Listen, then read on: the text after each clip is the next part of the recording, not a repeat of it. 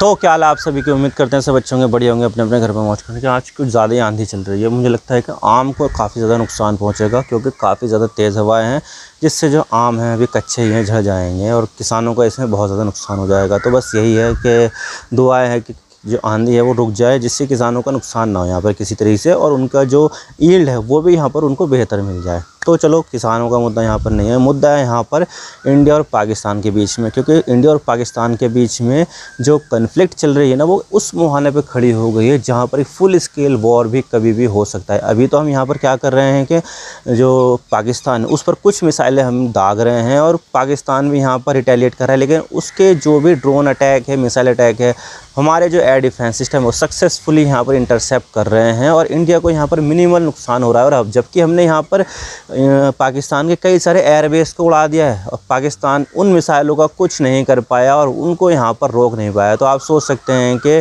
उनका जो air defence system है वो कितना ज़्यादा बेकार है। क्योंकि चाइनीज़ है ना, तो चाइना का सामान तो यही होता है कि चले तो चाँद तक, ना चले तो शाम तक।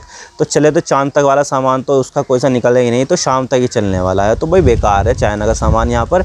तो चाइना के ऊपर यहाँ पर रिलायबिलिटी पाकिस्तान ने करके बहुत बड़ी गलती कर दी है। तो इसी वजह से यहाँ पर इंडिया बहुत आसानी से यहाँ पर पाकिस्तान के एयर डिफेंस लेयर को भेद रहा है, और यहाँ पर जो एयर डिफेंस सिस्टम, मतलब कि यहाँ पर जो उनके मिलिट्री बेस है और जो एयर बेस है, उन सबको यहाँ पर उड़ा रहा है। लेकिन यहाँ पर पाकिस्तान ने एक बात ये भी कही थी कि हमारे पास न्यूक्लियर वेपन्स है, हमारे पास शाहीन, गोरी, गजनवी जैसी मिसाइल है, 130 मिसाइल है, उनका सारा का सारा जो निशाना है वो यहाँ पर इंडिया की तरफ है।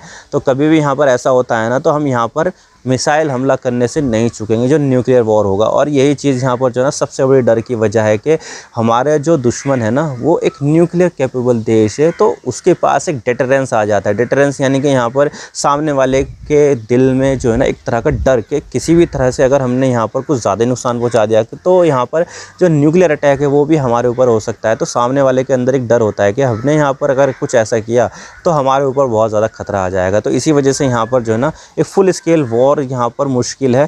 तो इस तरह से चीज़ें चल रही है। लेकिन यहाँ पर क्या हो, क्योंकि पाकिस्तान की जो डॉक्ट्रिन है वो इंडिया से काफ़ी ज़्यादा अलग है न्यूक्लियर वाली। इंडिया की तो यहाँ पर ये है कि हमारे ऊपर अगर कोई सा भी न्यूक्लियर अटैक होता है तो हम यहाँ पर तब न्यूक्लियर अटैक करेंगे, जबकि यहाँ पर पाकिस्तान की जो न्यूक्लियर डॉक्ट्रिन है वो यहाँ पर ये कहती है कि हमारे ऊपर एग्जिस्टेंशियल थ्रेट आएगा तो हम यहाँ पर न्यूक्लियर अटैक करेंगे। यानी कि यहाँ पर उनकी नो फर्स्ट यूज़ की पॉलिसी बिल्कुल भी नहीं है। अगर उनको लगता है कि एग्जिस्टेंशियल थ्रेट है तो भाई यहाँ पर वो न्यूक्लियर जो मिसाइल है उसका इस्तेमाल कर लेंगे। तो ऐसे में क्या होगा, कैसे यहाँ पर चीज़ें जो है ना टर्न आउट होगी, सब बात करते हैं। लेकिन उससे पहले आप चैनल पर नए हो ना, सब्सक्राइब जरूर कर देना। वीडियो को चाहे लाइक करो, डिसलाइक करो, लेकिन चैनल को सब्सक्राइब जरूर कर देना। आप यहाँ पर क्या सोचते हो, क्या यहाँ पर पाकिस्तान जो एक रॉग नेशन की तरह बिहेव कर रहा है, क्या वो यहाँ पर न्यूक्लियर स्ट्राइक मार सकता है या नहीं? कमेंट सेक्शन में ज़रूर बता देना। तो चलो शुरू कर दो।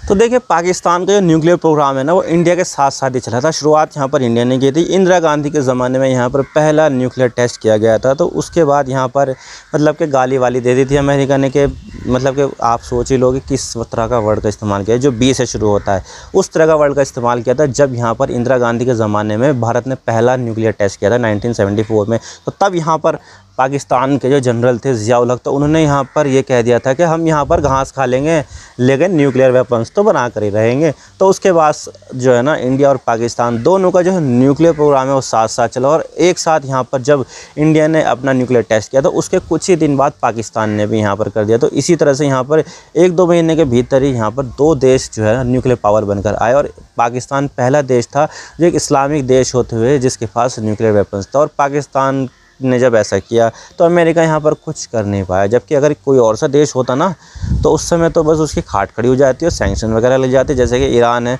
ईरान का प्रोग्राम भी कोई जो है ना अब का नहीं है बल्कि बहुत पुराना है, और इसी वजह से यहाँ पर उसके ऊपर सैंक्शन लगे हुए क्योंकि वो अमेरिका का दुश्मन है। जबकि पाकिस्तान की यहाँ पर दोस्ती थी। 9/11 के बाद यहाँ पर जो है अफ़गानिस्तान में अटैक करना हो, ईरान की देखभाल करनी हो, मतलब उसके लिए यहाँ पर पाकिस्तान की बहुत ज़्यादा ज़रूरत थी। तो पाकिस्तान तो भाई यहाँ पर अमेरिका के लिए एक एसेट की तरह बनकर आया। तो अमेरिका ने यहाँ पर कुछ नहीं किया कि भाई कर ले यहाँ पर, और हमारे ऊपर तो वैसे भी खतरा नहीं है। ये जो पाकिस्तान ने न्यूक्लियर वेपन्स बना रहा है वो इंडिया को देखते हुए बना रहा है, तो हमारे लिए तो कोई खतरा है नहीं, तो बना लो यार, कोई दिक्कत ही नहीं है।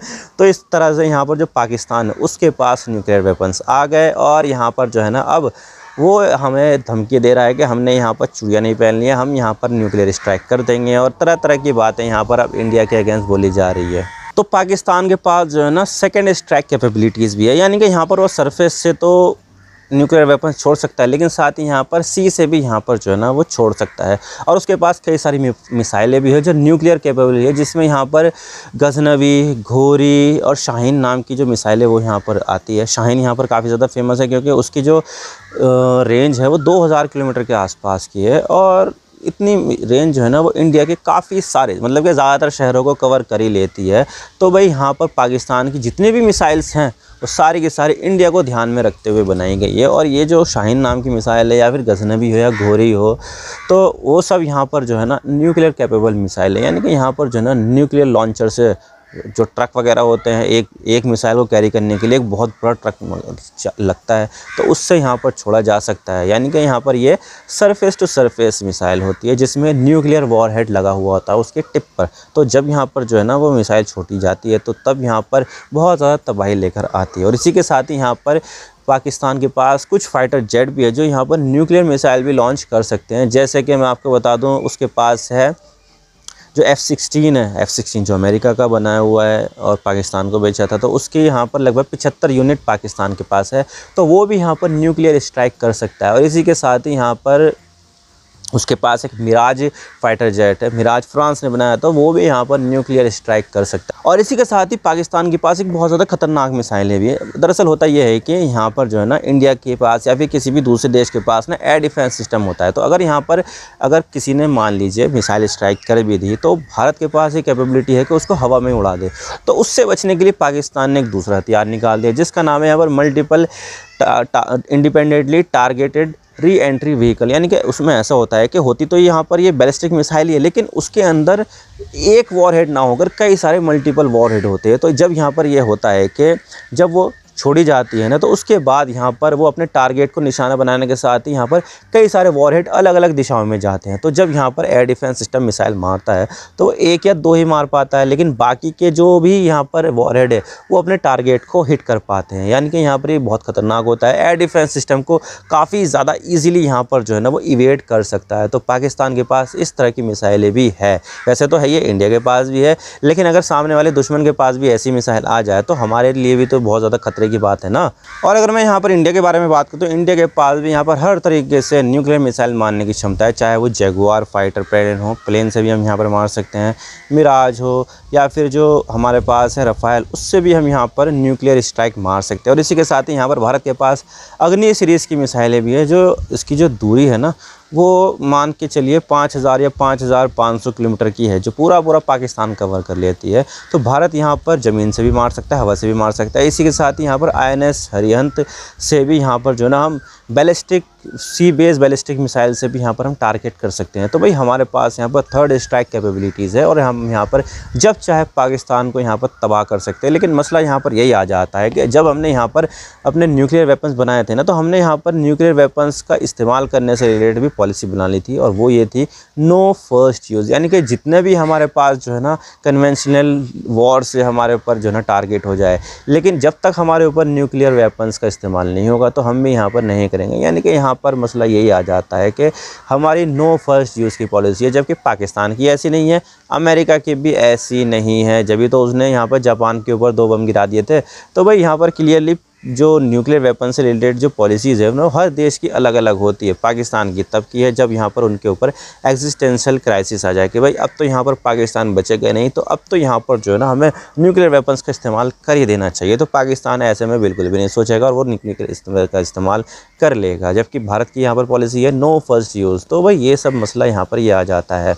और फिर उसके बाद यहाँ पर आ जाता है म्यूचुअल अश्योर्ड डिस्ट्रक्शन। यानी कि यहाँ पर अगर वॉर लंबा खिंच जाता है, जैसे कि हमने देखा है कि अभी हम यहाँ पर इसको वॉर कह नहीं सकते क्योंकि डिक्लेयर किसी ने भी नहीं किया है। अभी तो सिर्फ यही कन्फ्लिक्ट चल रही है कि हमने यहाँ पर कुछ टारगेट के ऊपर अटैक किया और पाकिस्तान ने बदले में हमारे ऊपर अटैक किया, या फिर गोलीबारी बॉर्डर पर चालू कर दी। तो इस तरह से यहाँ पर ये कन्फ्लिक्ट हो रहा है, लेकिन ये फुल स्केल वॉर नहीं है। फुल स्केल वॉर में तो मतलब कि जैसे कि रशिया और यूक्रेन के बीच में चल रहा है कि भाई हर दिन यहाँ पर मिसाइलें, ड्रोन, गोले बारूद, टैंकों से हमले किए ही जा रहे हैं, जबकि पाकिस्तान और इंडिया के मामले में ऐसा नहीं है। बॉर्डर अभी भी जैसा है वैसा ही है। ना तो पाकिस्तान की आर्मी इंडिया में घुसी है, ना ही इंडिया ने यहाँ पर बॉर्डर पार करके पाकिस्तान चली गई है। तो ये सब मसला चल रहा है। अभी ये फुल स्केल वॉर नहीं है। फुल स्केल वॉर होगी तो कहानी तब यहाँ पर पूरी तरह से पलट जाएगी। और इसी चीज़ को देखते हुए यहाँ पर बहुत सारे जो दूसरे देश है वो मीडिएटर करने के लिए तैयार हो जाए, चाहे वो रशिया है, चाइना है, सऊदी अरब, ईरान, अमेरिका, ये सब देश यहाँ पर बोल रहे हैं कि भाई बातचीत करके सुलझा लो, और हमारी ज़रूरत पड़ेगी तो हम भी यहाँ पर तैयार है तुम्हारे अंदर की जो भी मतलब की बातें हैं वो उसको यहाँ पर सुलझाने के लिए डिप्लोमेसी के जरिए। अब कुछ भी हो जाए, लेकिन यहाँ पर ये जो दोनों ही देश है ना, पाकिस्तान की जनसंख्या 22-23 करोड़ के आसपास है, जबकि इंडिया की जो जनसंख्या है वो 145 में, मान के चलूँ शायद यहाँ पर 150 करोड़ हो गए होंगे हम, तो 150 करोड़ मान के चलते हैं कि हमारी जो पॉपुलेशन है वो 150 करोड़ है, यानी कि पाकिस्तान से 6-7 गुना ज़्यादा। तो ऐसे में यहाँ पर जो है ना पॉपुलेशन के ऊपर बहुत ज़्यादा फ़र्क पड़ेगा। और जो बड़े बड़े शहर है जैसे कि कराची है, लाहौर है, मुंबई, दिल्ली, हैदराबाद, कोलकाता, बेंगलोर, और ऐसे बड़े बड़े जो शहर है ना, उसमें यहाँ पर बहुत ज़्यादा पॉपुलेशन रहती है, और वो भी डेंसली पॉपुलेटेड। मुंबई के तो स्लम्स आपको तो पता ही है, और दिल्ली में रेलवे लाइन के किनारे कैसे स्लम यहाँ पर पाए जाते हैं, तो बहुत ज़्यादा डेंसली पॉपुलेटेड है। और ऐसे में अगर यहाँ पर ऐसी चीज़ें हो जाती है तो भाई म्यूचुअल अश्योर्ड डिस्ट्रक्शन यही चीज़ है। और इसी चीज़ से यहाँ पर जो देश है ना जिनके पास न्यूक्लियर वेपन्स हैं, उससे लोग यहाँ पर जो है ना फुल स्केल वॉर करने से डरते हैं। जैसे कि अभी इंडिया और पाकिस्तान के बीच में चला है, दोनों ही देशों के पास यहाँ पर सेकंड न्यूक्लियर स्ट्राइक कैपेबिलिटीज़ है, यानी कि वो ज़मीन से भी मार सकते हैं न्यूक्लियर वेपन्स, और विमान से भी मार सकते हैं। लेकिन यहाँ पर third nuclear strike capability India के पास ये जो यहाँ पर सबमरीन से मार सकते हैं। लेकिन फिर भी यहाँ पर न्यूक्लियर वेपन्स तो न्यूक्लियर वेपन्स ही होता है, चाहे वो हम ज़मीन से मारे या फिर समंदर से मारे। तो ऐसे में यहाँ पर जो पॉपुलेशन है वो यहाँ पर बहुत ज़्यादा खतरनाक खतरे में रहेगी, और यहाँ पर उनकी जो एग्जिस्टेंस है वो यहाँ पर कहीं ना कहीं थ्रेट में आ जाएगी। तो पॉसिबल यहाँ पर ये होना चाहिए कि अभी जो कन्फ्लिक्ट चल रही है ना वो यहाँ पर बंद हो जाए, मेरा तो यहाँ पर ये मानना है। लेकिन यहाँ पर पाकिस्तान बस वो तो ये चाहता है कि भाई हमारे ऊपर अटैक कैसे कर दिया, हम तो यहाँ पर बदला लेंगे, क्योंकि उनके ऊपर जो है ना पब्लिक का दबाव है कि हमारे ऊपर अटैक करेंगे तो हम यहाँ पर चुप थोड़ी ना बैठेंगे। तो इस तरह से देखा जाए तो पाकिस्तान को यहाँ पर जो है ना अब शांत हो जाना चाहिए, और यहाँ पर जो है ना इंडिया के ऊपर हमले बंद कर देना चाहिए, क्योंकि इंडिया जो है ना किसी भी देश के ऊपर खुद से हमला नहीं करता।